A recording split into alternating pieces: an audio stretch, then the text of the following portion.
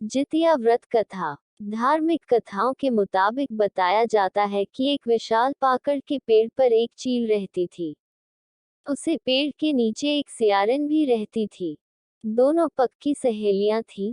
दोनों ने कुछ महिलाओं को देखकर जितिया व्रत करने का संकल्प लिया और भगवान श्री जीतवाहन की पूजा और व्रत करने का प्रण ले लिया। लेकिन जिस दिन दोनों को व्रत रखना था, उसी दिन शहर के एक बड़े व्यापारी की मृत्यु हो गई और उसके दाह संस्कार में सियारिन को भूख लगने लगी थी। मुर्दा देखकर वह खुद को रोक न सकी और उसका व्रत टूट गया। पर चील ने संयम रखा और नियम व श्रद्धा से अगले दिन व्रत का पारण किया। अगले जन्म में दोनों सहेलियों ने ब्राह्मण परिवार में पुत्री के रूप में जन्म लिया। उनके पिता का नाम भास्कर था। चील बड़ी बहन बनी और सियारन छोटी बहन के रूप में जन्मी। चील का नाम शीलवती रखा गया। शीलवती की शादी बुद्धिसेन के साथ हुई, जबकि सियारिन का नाम कपूरावती रखा गया और उसकी शादी उस नगर के राजा मलाय केतु से हुई। भगवान जीतवाहन के आशीर्वाद से शीलवती के 7 बेटे हुए, पर कपूरावती के सभी बच्चे जन्म लेते ही मर जाते थे। कुछ समय बाद शीलवती के 7 पुत्र बड़े हो गए और वे सभी राजा के दरबार में काम करने लगे।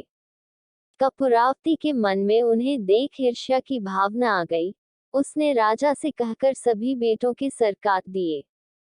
उन्हें 7 नए बर्तन मंगवाकर उसमें रख दिया और लाल कपड़े से ढककर शीलवती के पास भिजवा दिया।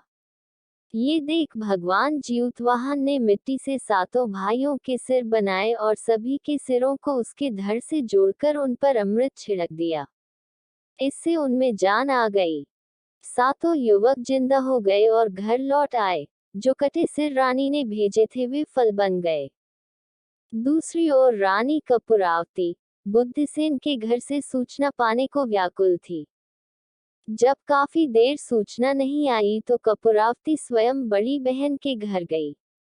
वहां सबको जिंदा देखकर वह सन्न रह गई। जब उसे होश आया तो बहन को उसने सारी बात बताई। अब उसे अपनी गलती पर पछतावा हो रहा था। भगवान जीतवाहन की कृपा से शीलवती को पूर्व जन्म की बातें याद आ गईं। वह कपूरावती को लेकर उसी पाकड़ के पेड़ के पास गई और उसे सारी बातें बताईं। कपूरावती बेहोश हो गई और मर गई। जब राजा को इसकी खबर मिली तो उन्होंने उसी जगह पर जाकर पाकड़ के पेड़ के नीचे कपूरावती का दाह संस्कार कर दिया।